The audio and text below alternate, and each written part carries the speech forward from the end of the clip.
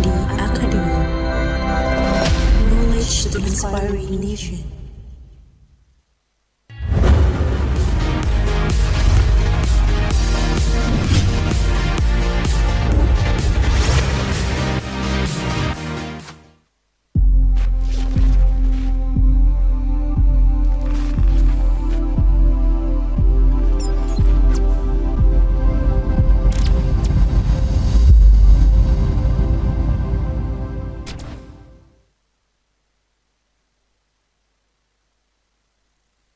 Assalamualaikum warahmatullahi wabarakatuh. Salam sejahtera untuk kita semua. Halo sahabat Andi, selamat berjumpa kembali di kelas online Andi Academy bekerja sama dengan PGRI dan Ecoji Channel Academy dalam seri Menjadi Guru Milenial Hebat bersama PGRI. Kali ini kita akan belajar bersama tentang design thinking membangun generasi emas dengan konsep merdeka belajar. Nah, sahabat guru, apa sih yang terlintas di pikiran kita ketika kita mendengar sebuah kata design thinking?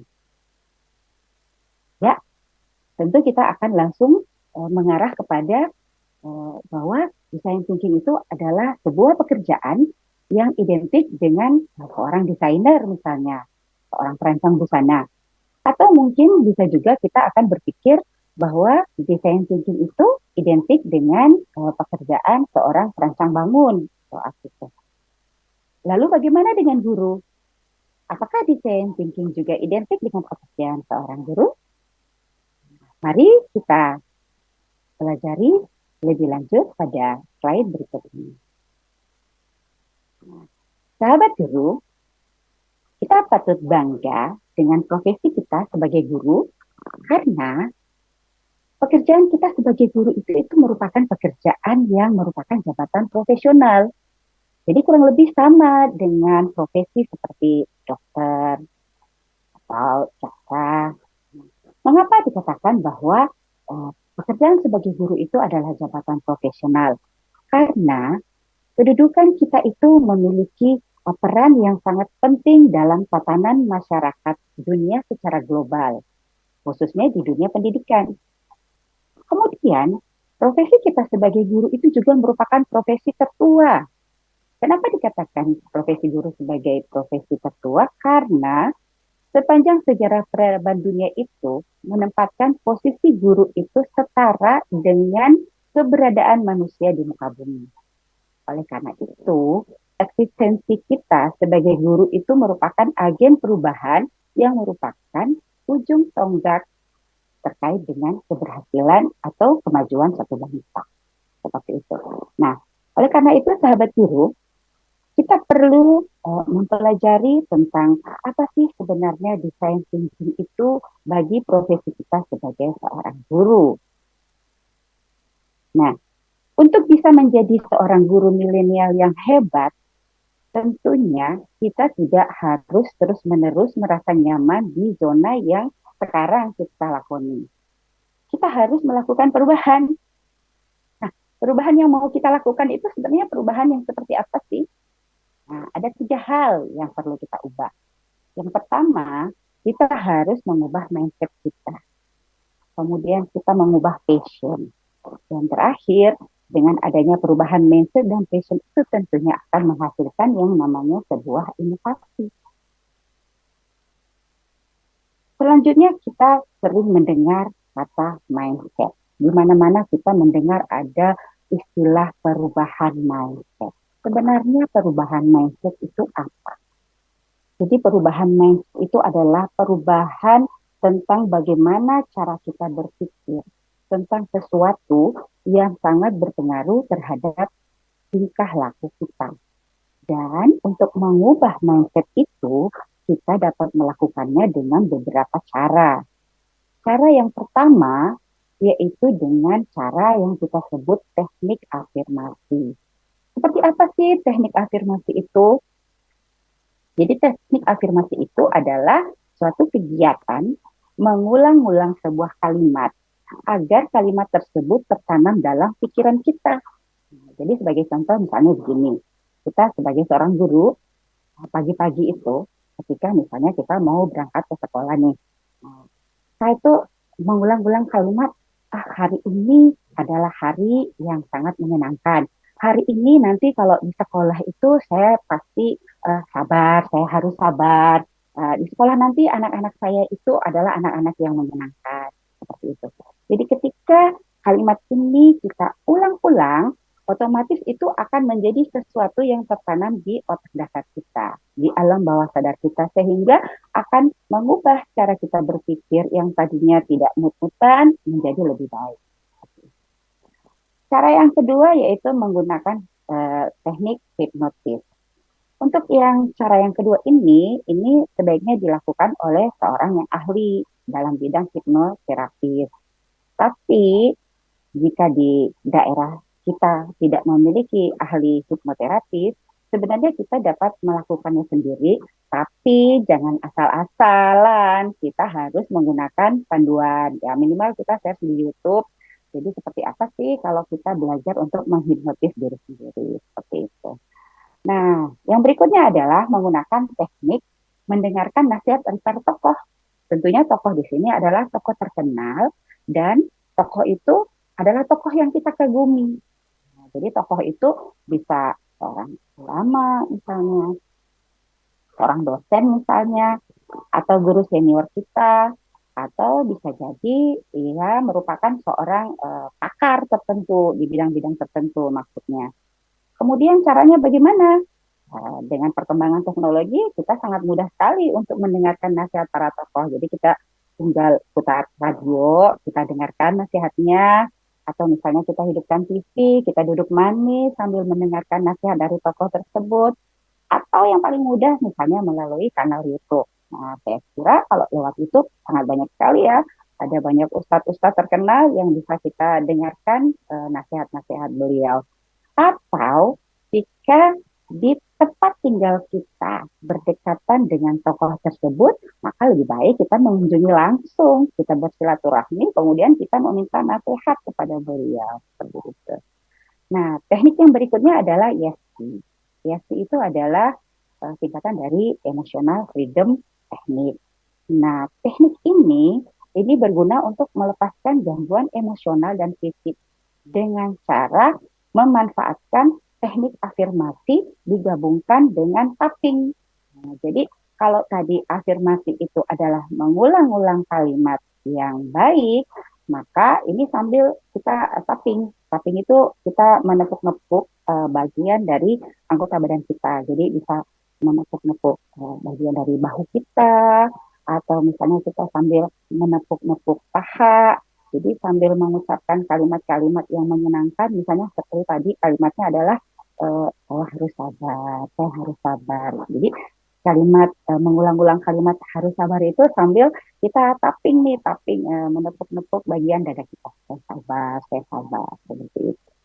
Jadi kombinasi antara teknik afirmasi dan tapping. Yang berikut adalah menggunakan teknik mengontrol emosi. Sebagai manusia, kita kadang berada di puncak emosi. Baik itu emosi yang kita marah, atau bisa jadi ketika kita berada pada posisi yang sangat gembira. Nah, kedua posisi puncak emosi ini kadang susah untuk kita kontrol. Oleh sebab itu, tekniknya dapat kita menggunakan dengan cara membisikkan, atau misalnya kita mengingat, atau misalnya kita membayangkan seperti itu. Tentunya membayangkan sesuatu yang menyenangkan. Nah, sebagai contoh, misalnya nih, kalau sebagai guru, kadang di kelas itu kita dihadapkan pada posisi anak-anak yang sangat gaduh di kelas, atau ada anak-anak yang sangat bandel, yang tidak mau mendengarkan apa instruksi kita, sehingga membuat emosi kita itu tersulut. Nah, ketika emosi kita sudah berada di puncak, kita harus segera mengontrol emosi kita tersebut dengan cara, misalnya ya, kita lagi jengkel nih sama ini siswa karena tidak mau dengar apa yang kita sampaikan. Nah, kita langsung kontrol, kita bayangkan atau kita bisikkan ke hati kita sendiri bahwa, anak ini sebenarnya kalau lagi tersenyum, dia senyumnya menyenangkan. Gitu. Jadi kita membayangkan sesuatu yang baik terkait dengan situasi yang sementara berlangsung yang membuat emosi kita itu memuncak. Seperti itu. Jadi itulah beberapa teknik terkait bagaimana sih caranya kita untuk mengubah mindset kita. Nah, berikutnya adalah terkait dengan passion. Kalau tadi tentang bagaimana kita mengubah pola pikir, nah sekarang kita membahas tentang passion. Apa sih passion itu? Nah, passion itu adalah sesuatu yang membuat kita tidak pernah merasa bosan. Contoh konkretnya seperti ini. Misalnya nih, kalau kita sebagai guru, biasanya itu kita merasa senang itu kalau pas awal bulan itu ya. Biasanya kan kalau awal bulan tuh kita kan baru terima gaji. Nah, kalau terima gaji biasanya di awal bulan itu kita ngajarnya senang. Senang karena baru terima gaji. Jadi efeknya itu kalau mengajar itu kita happy-happy. Nah, tapi ketika di pertengahan bulan, apalagi sudah di akhir bulan, dengan semakin menipisnya kondisi keuangan, biasanya mood kita juga ikut terpengaruh. Nah, ini yang harus kita ubah. Jadi, kita mengubah passion kita yang tadinya hanya senang mengajar ketika di awal bulan itu karena baru terima gaji. Ini passion kita ini kita ubah menjadi senang mengajar setiap hari karena berbagi ilmu itu adalah ibadah. Nah, kalau passion kita diubah seperti itu, tentunya kita dari awal bulan akhir kita tetap merasa senang untuk mengajar sehingga penting bukan hanya mengubah mindset tetapi juga mengubah passion. Nah, selanjutnya nih mari sahabat Andi kita lihat bersama. Ini kita akan melihat keterkaitan antara mindset, passion, inovasi, dan berpikir desain atau design thinking. Jadi tadi kita sudah bahas nih, kalau mindset dan passion itu pada dasarnya itu adalah usaha bagaimana caranya kita untuk mendesain kembali cara kita berpikir. Nah, cara berpikir di sini ini adalah berpikir desain. Jadi kalau bahasa Indonesianya itu berpikir desain. Kalau dalam bahasa Inggrisnya itu adalah design thinking. Jadi kita mengubah dulu mindset dan passion kita sehingga cara berpikir kita itu mengarah ke yang namanya berpikir desain. Nah, kalau misalnya profesi kita sebagai guru, apa yang mau kita desain? Nah, tentunya yang kita desain itu adalah pembelajaran. Makanya desainer itu bukan hanya orang yang merancang baju atau merancang konstruksi bangunan, tapi guru itu juga merupakan seorang desainer. Yang didesain apa? Yang didesain itu adalah pembelajarannya. Tentu kita semua sangat tahu ya kalau misalnya seorang guru itu yang perlu kita siapkan di awal pembelajaran itu kan pasti kita menyiapkan beragam perangkat mulai dari RTP, kemudian kita mendesain seperti apa LKPD-nya, mendesain seperti apa media yang mau digunakan, model, metode, sampai di bagaimana kita mendesain asesmen yang akan kita gunakan nanti pada saat pembelajaran. Nah, sahabat Andi, kegiatan mendesain pembelajaran ini tentunya membutuhkan yang namanya kreativitas. Hanya guru itu harus kreatif. Nah, berpikir kreatif. Ketika seorang guru berpikir kreatif, maka dia akan menghasilkan yang namanya inovasi. Nah, sehingga design thinking itu erat hubungannya dengan yang namanya inovasi. Seperti itu. Oke, baik sahabat Andi. Nah, dari tadi nih kita sudah bahas design thinking itu ada hubungan dengan inovasi. Inovasi tadi bermula dari mengubah mindset, harus mengubah passion.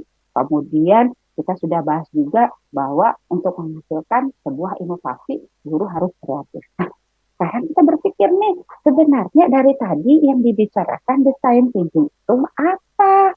Nah, jadi design thinking itu sebenarnya adalah metode penyelesaian masalah yang berfokus pada user. User ini adalah pengguna. Untuk apa? Untuk mencari solusi terbaik yang paling efektif dan efisien. Nah, berdasarkan sifatnya, desain itu terbagi menjadi dua. Jadi ada yang namanya tangible design dan intangible design. Kalau tangible design itu adalah desain yang dapat kita lihat dan bisa kita rasakan. Jadi bentuknya itu adalah produk yang nyata berupa barang atau misalnya berupa barang-barang peninggalan sejarah seperti itu. Jadi yang nyata yang bisa dilihat, bisa kita pegang, bisa kita rasakan seperti itu. Nah, kebalikannya adalah tangible design.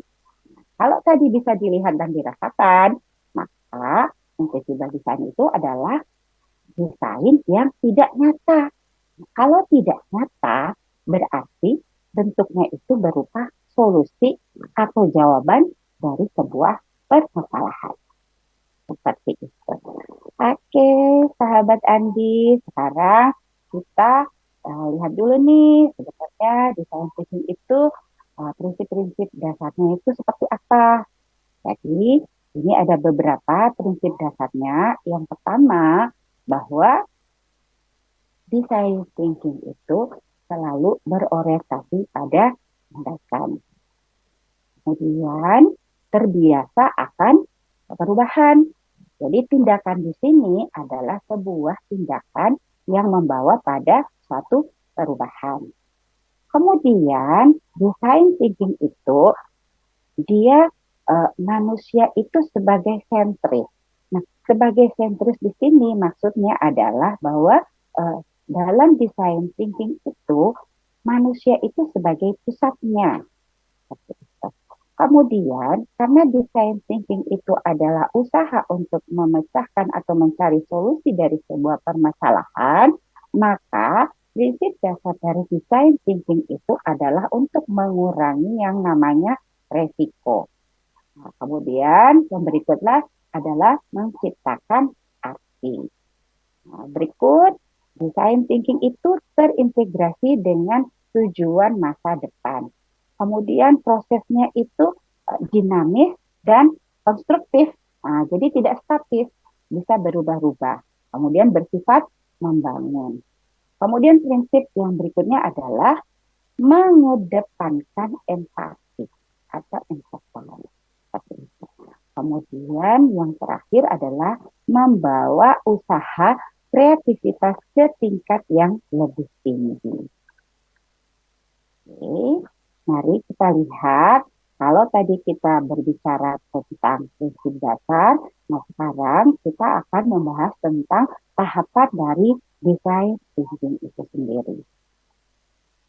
Jadi tahapan dari berpikir desain itu dibagi menjadi 5. Yang pertama adalah empati. Empati itu adalah empati.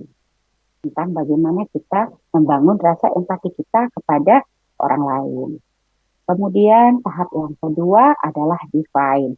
Jadi setelah kita membangun rasa empati, kita di sini masuk ke tahap yang kedua yaitu menentukan ide.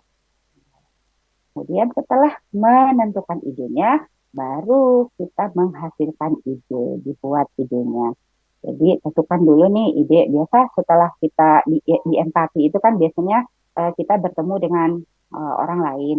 Ketika bertemu dengan orang lain itu biasanya kita kan berkomunikasi. Kita berkomunikasi, kamu yang diperlukan itu kebutuhannya seperti apa?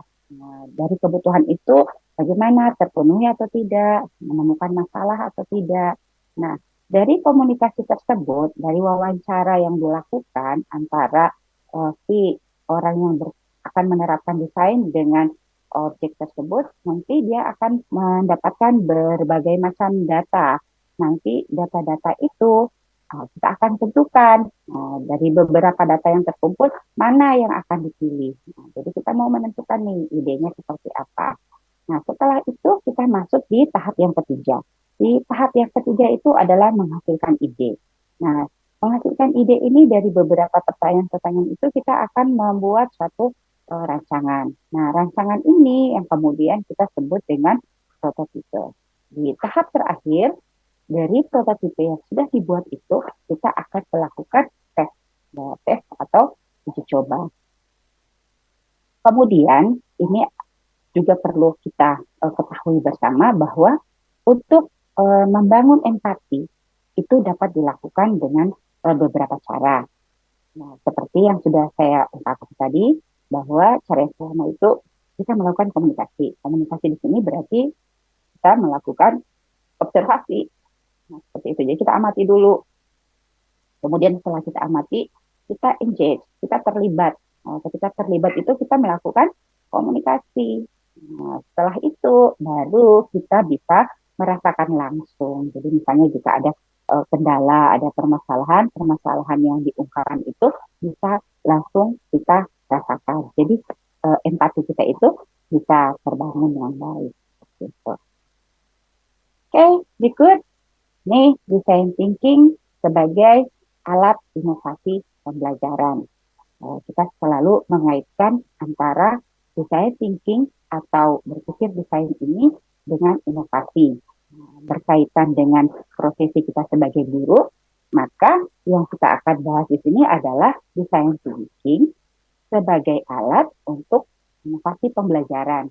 Kita ketahui bersama bahwa metode design thinking itu merupakan salah satu bentuk dari inovasi pembelajaran yang mudah dilakukan dalam prosesnya, maksud saya dalam proses pembelajaran.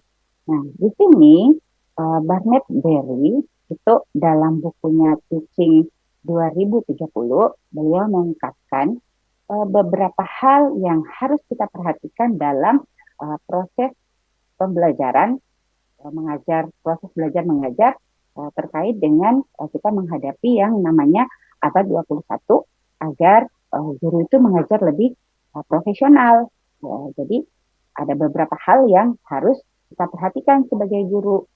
Yang pertama itu kita dalam hal mengajar itu kita harus berpikir bahwa mengajar itu memang adalah sebuah profesi. Jadi kita menghargai dan kita bertanggung jawab betul-betul terhadap profesi yang kita lakukan. Kemudian dalam mengajar itu harus ada perubahan, harus ada inovasi. Terkadang kita sebagai guru itu bingung ketika harus dituntut untuk melakukan inovasi karena biasanya kita berpikir begini, duh perasaan inovasi itu sudah banyak. Saya kalau mau buat inovasi yang baru itu harusnya bagaimana? Padahal tidak sesulit itu. Kita bisa saja dari hasil inovasi yang sudah ada itu kita memodifikasi, kita sesuaikan dengan keadaan kita, misalnya dengan konteks kelas, dengan karakter siswa. Nah, perubahan sekecil apapun itu akan menghasilkan sebuah inovasi.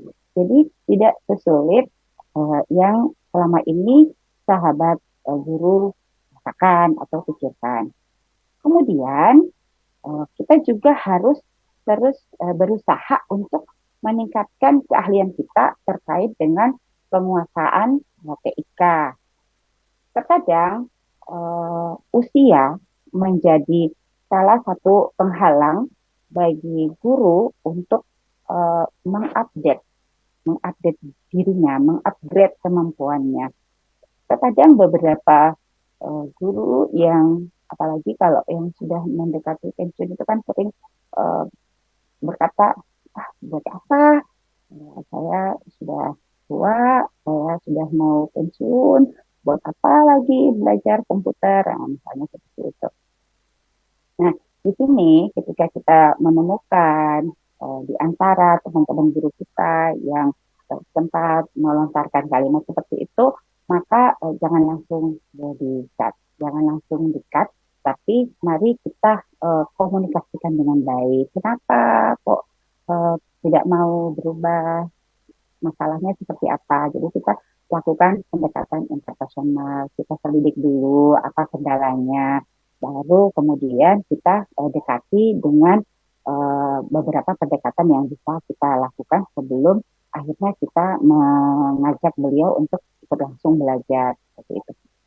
Oke, baik. Selanjutnya kita berpindah ke slide berikutnya. Nah, ini sahabat Andi dan sahabat guru di seluruh Indonesia. Nih, saya punya sebuah gambar. gambar ini adalah gambar dari anak SD yang berusia 8 tahun. Jadi ini ada ceritanya. Jadi awalnya eh, anak ini melihat ibunya yang sedang menyapu, tapi sambil ngomel-ngomel gitu, marah-marah. Si anak ini karena memiliki empati, dia memiliki kepedulian, kemudian dia berpikir, apa sih ibu saya nyapu kok sambil marah-marah gitu ya, sambil ngomel-ngomel sendiri. Dan karena merasa peduli dengan si ibu, ini si anak ini uh, menuju dapur untuk ambil sapu, ya, tapi sapunya seukuran badannya lah. Jadi di rumahnya itu ceritanya punya sapu lebih dari satu. Dan memang anak ini dibiasakan oleh orang tuanya juga untuk ikut bantu-bantu pekerjaan rumah dalam hal yang paling kecil misalnya nyapu gitu.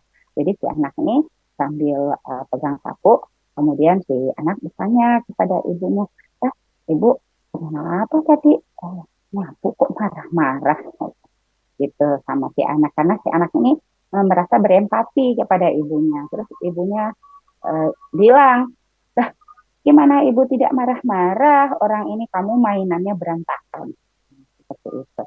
Nah, dari kalimat ibu tadi, si anak kemudian berpikir, dia lari ke kamarnya, kemudian dia berpikir, supaya ibu saya tidak marah-marah, apa yang harus saya lakukan dengan mainan-mainan saya ini yang membuat ibu saya marah-marah karena mainannya itu berantakan. Nah, maka mulailah si anak itu menggambar dan gambarnya seperti yang tampak di layar ini. Nah, ketika si anak selesai menggambar, nih gambar ditunjukkan ke ibunya. Bu, ayo tebak ini gambar apa?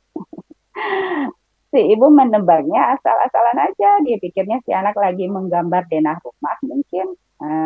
Ternyata setelah melakukan komunikasi panjang lebar, si anak menyampaikan ke ibunya, ibu salah, bukan. Ini adalah gambar tempat saya untuk menyimpan mainan-mainan saya. Ya tidak berantakan. Terus ibunya menyahuti ucapan si anak. Lah, kalau cuma digambar, bagaimana caranya menyimpan? Nah, kalimat ini menjadi tantangan buat si anak untuk kemudian merancang prototipe. Nah, kalau tadi baru dalam bentuk desain, nah, si anak ini mulai berpikir, apa alat dan bahan yang harus saya siapkan dan bagaimana caranya saya membuat tempat untuk menyimpan mainan tersebut. Nah, ini si anak diajak untuk berpikir kritis dan kreatif seperti itu. Jadi sebenarnya sahabat Andi, design thinking ini sebenarnya sudah kita lakukan sejak dulu dan bahkan tanpa kita sadari sebenarnya kita sudah mengenal design thinking itu sejak kecil. Seperti kasus yang saya sampaikan tadi yang ada gambar ini di layar. Nah, jadi sebenarnya design thinking itu sudah kita lakukan, sudah kita alami, hanya saja kita belum mengenal istilah tersebut. Nah, dari kasus ini kita akan belajar tentang bagaimana kita mengenalkan design thinking itu kepada anak-anak, jadi sejak kecil.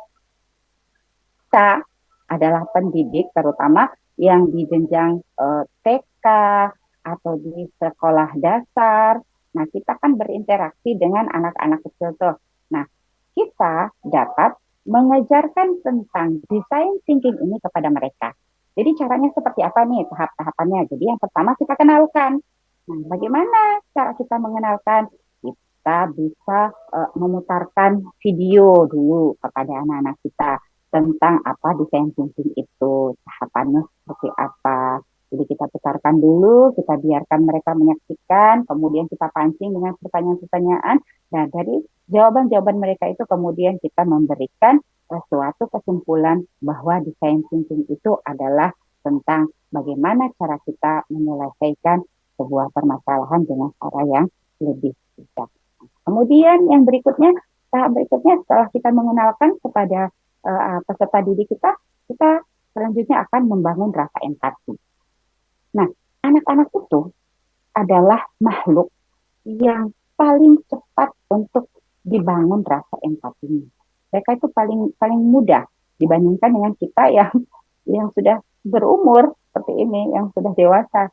Nah, jadi makanya eh, sebaiknya kita membangun rasa empati anak-anak itu sejak kecil, rasa kepedulian mereka, rasa mereka bagaimana mereka bersosialisasi dengan alam, dengan lingkungan masyarakat. Ya, kita bangun dari mereka sejak masih kecil. Nah, setelah itu kita latih kemampuan mereka untuk bertanya. Ya, sebab itu kita kaum ibu maupun sebagai pendidik sebaiknya jangan kita ketika ada anak-anak yang aktif bertanya, jangan mengkat pertanyaan mereka. Kadang kita karena capek ya, karena bosan anak-anak itu sering bertanya dan kadang-kadang pertanyaannya itu tidak nyambung dengan pelajaran yang diberikan. Kadang kita biasa langsung menyampaikan, ah sudah, gak usah nanya-nanya lagi, ibu capek. Kita mah sebagai guru berusaha untuk menghindari kalimat seperti itu karena tanpa kita sadari ketika kita melontarkan kalimat seperti itu langsung membunuh rasa ingin tahu anak. Mereka ke depannya mereka enggan untuk bertanya lagi. Jadi ingin tahunya itu semakin berkurang karena akibat dari pernyataan kita sebagai guru yang mengatakan sudah nggak usah banyak-banyak tanya, udah dengarkan aja seperti apa yang ibu jelaskan, gitu. Atau nanti kalau ibu guru kasih kesempatan bertanya baru bertanya, seperti itu. Nah, kalimat-kalimat seperti ini yang harus kita hindari. Jadi untuk melatih desain thinking kepada anak, justru kita ajak anak-anak itu untuk bagaimana mereka supaya suka bertanya, suka mencari tahu tentang segala sesuatu yang ada di sekitar mereka. Dan kewajiban kita adalah berusaha untuk memenuhi atau menjawab pertanyaan yang mereka utarakan. Yang berikut adalah membangun kreativitas dan kemampuan berpikir kritis. Nah, kadang-kadang anak-anak kita itu pertanyaannya memang aneh-aneh. Nah, dan terkadang juga pertanyaan anak-anak justru yang aneh-aneh itu yang kita sebagai guru ogah menjawab. Karena mungkin uh, kita tidak terlalu tahu mungkin jawaban benarnya. Nah, padahal kalaupun kita tidak tahu jawaban benarnya, maka kita ajak anak untuk bersama-sama mencari tahu. Misalnya kita tidak tahu, kemudian kita ajak anak untuk browsing sama-sama. Nah, jangan dibiarkan anak mencari tahu sendiri, mereka browsing sendiri di internet. Justru itu berbahaya. Bisa jadi mereka salah mendapatkan informasi. Nah, kemudian yang berikut adalah berikan mereka penghargaan dan apresiasi. Jadi ketika mereka melakukan sesuatu hal yang baik, misalnya mereka mengajukan pertanyaan gitu. Ketika mereka berani bertanya, ketika mereka berani menjawab, sekecil apapun yang mereka lakukan itu, maka tugas kita adalah memberikan apresiasi. Apresiasi yang paling mudah, yang paling murah, tidak mengeluarkan biaya itu ya pujian. Kita beri rewardnya itu berupa pujian seperti itu. Kemudian yang berikutnya adalah menggunakan media yang menarik. Jadi kita berusaha sebisa mungkin ketika kita melaksanakan pembelajaran baik itu di jenjang TK, SD, bahkan mungkin sampai di jenjang SMA, sebaiknya kita pilih media-media yang menarik bagi peserta didik kita. Berikut, kalau tadi kita sudah membahas tentang bagaimana kita mengenalkan desain thinking kepada peserta didik, maka sekarang kita berpindah ke ini, bagaimana kelas desain thinking itu untuk generasi emas. Nah, kalau tadi kita sudah mengenalkan, tentunya kita perlu untuk membentuk yang namanya kelas desain thinking. Seperti apa itu kelas desain thinking? Tentunya kelas desain thinking itu adalah kelas yang khusus dibuat oleh guru yang memiliki daya kreativitas dan inovasi yang tinggi dengan tujuan itu untuk menciptakan desainer-desainer muda yang memiliki keterampilan abad 21. Nah, ini untuk membentuk kelas design thinking itu tentu ada ciri-cirinya. Seperti apa ciri-cirinya? Yang pertama, kelas design thinking itu tidak membebani siswa dengan hafalan teori. Nah, kalau selama ini misalnya kita itu minta anak-anak, ayo kamu harus belajar tentang ini susunan planet, ayo dihafalkan nama-nama planetnya, ciri-ciri setiap planet itu apa, misalnya seperti itu. Ayo misalnya kamu belajar tentang bagaimana siklus atau daur air, dimulai dari mana, berakhirnya di mana, seperti itu. Nah, tapi kalau di kelas design thinking, mereka justru belajar bagaimana mengaplikasikan teori-teori yang dimiliki tersebut dalam kehidupan sehari-hari. Jadi lebih dibawa ke dunia nyata. Seperti itu agar anak-anak itu lebih memahami apa yang mereka pelajari. Berikut, kalau di kelas design thinking itu kegiatan pembelajarannya itu mengutamakan yang namanya kerjasama dan komunikasi yang baik. Gitu. Kita menggunakan kurikulum mana saja, silahkan, tapi kita perhatikan ciri-cirinya. Jadi kelas desain thinking itu tidak harus pakai kurikulum merdeka. Ini kalau kelas desain thinking harus yang kelas yang menggunakan kurikulum merdeka, tidak seperti itu. Kurikulum 2013 pun bisa. Kemudian di kelas desain thinking itu siswa dilatih untuk bagaimana caranya itu mereka punya kepercayaan yang tinggi, punya keberanian, punya kepedulian. Karena membangun kepercayaan diri, membangun keberanian, dan membangun rasa kepedulian itu merupakan modal awal bagi para siswa kita agar mereka nantinya mampu berkreativitas. Mereka mampu menciptakan solusi dan menjadi pemecah masalah yang andal. Biasanya anak-anak itu ketika kita kasih pembelajaran, misalnya menggunakan problem based learning, kita kasih sebuah masalah, kita minta mereka untuk berdiskusi, giliran presentasi itu biasanya anak-anak saling menolak.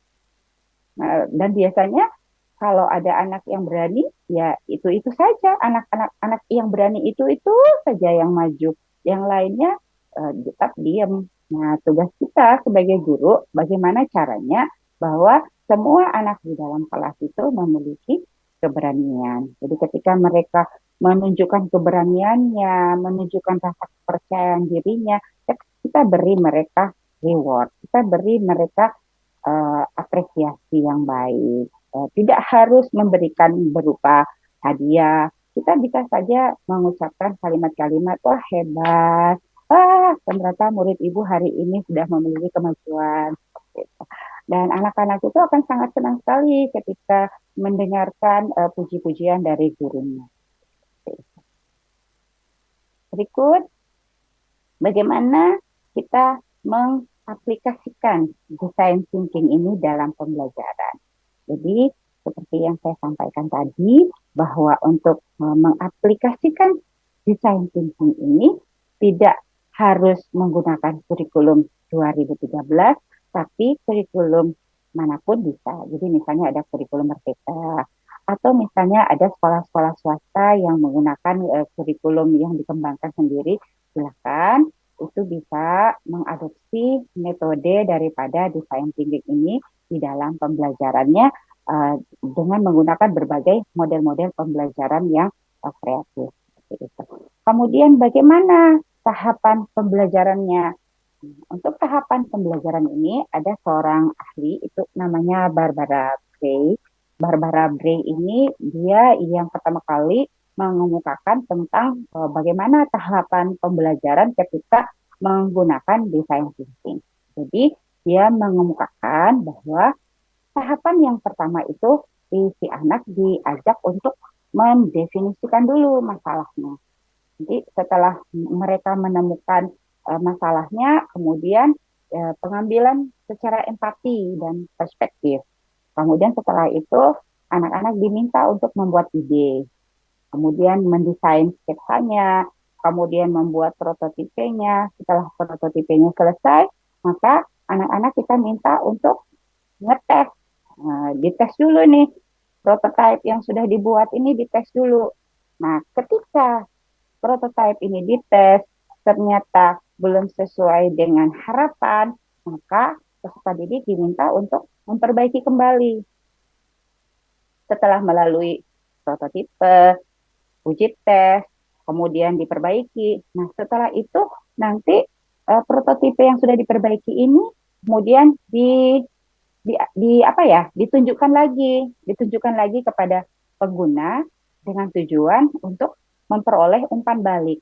Nanti berdasarkan umpan balik tersebut, kemudian si anak tadi akan membuat yang namanya final reflection. Jadi mereka akan merefleksikan, membuat refleksinya itu dipersilahkan misalnya ya mereka membuat menggunakan misalnya aplikasi Word, atau kalau ada anak-anak yang sudah bisa menggunakan PowerPoint silakan PowerPoint, atau kalau misalnya tingkat penguasaan IT anak-anak itu masih di bawah, masih sangat dasar sekali, ya tidak apa-apa, silakan mereka buat saja di karton atau di kertas buku gambar yang digambar-gambar sama anak-anak gitu.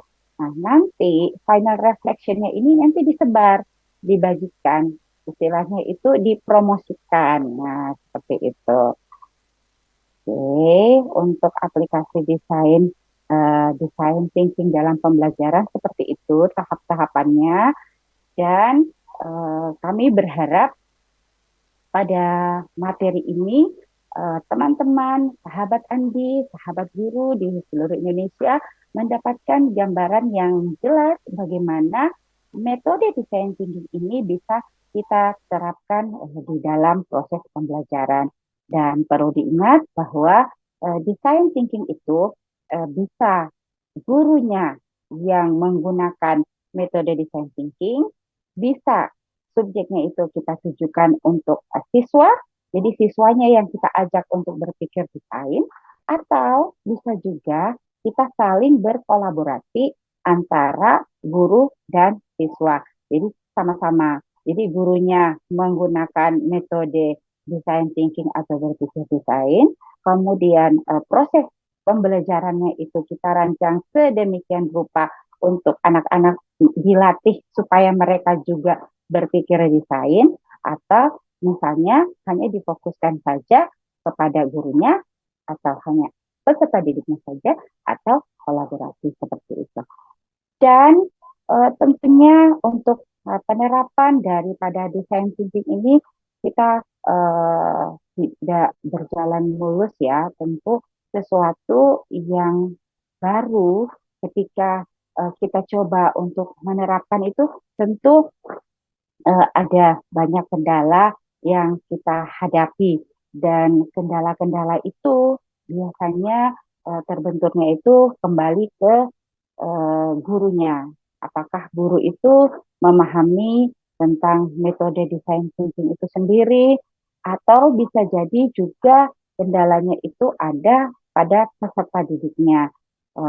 Oleh karena itu, guru pada posisi ini perlu meningkatkan pemahamannya tentang apa dan bagaimana design thinking itu ketika diterapkan di dalam pembelajaran. Kemudian guru juga perlu memahami bagaimana karakteristik peserta didiknya.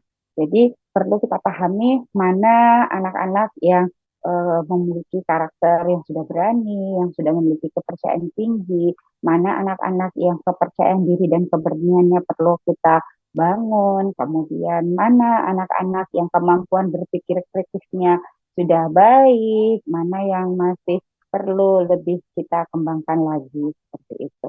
Kemudian dalam perancangan RPP biasanya kendalanya itu untuk menerapkan metode design thinking ini dalam pembelajaran itu adalah di bagaimana kita menyusun RPP.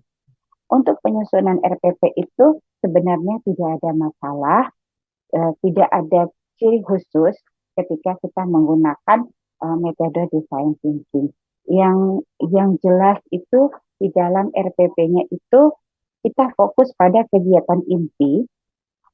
Di kegiatan inti itu kita rancang bagaimana kegiatan anak itu sehingga di dalamnya itu mereka ada proses berpikir desain. Jadi kita ajak anak-anak kita itu untuk berpikir seolah-olah mereka itu adalah seorang ahli, seorang insinyur yang berusaha untuk menemukan suatu ide kreatif untuk memecahkan masalah. Seperti itu. Baik, sahabat Andi, demikianlah pemaparan materi kita pada hari ini. Semoga apa yang sudah kami sampaikan dapat menambah wawasan dan pengetahuan sahabat Andi dan sahabat guru semua. Sekian, wabillahi taufiq wal hidayah. Assalamualaikum warahmatullahi wabarakatuh. Salam sejahtera. Sampai ketemu di sesi channel Andi Academy berikutnya. Terima kasih.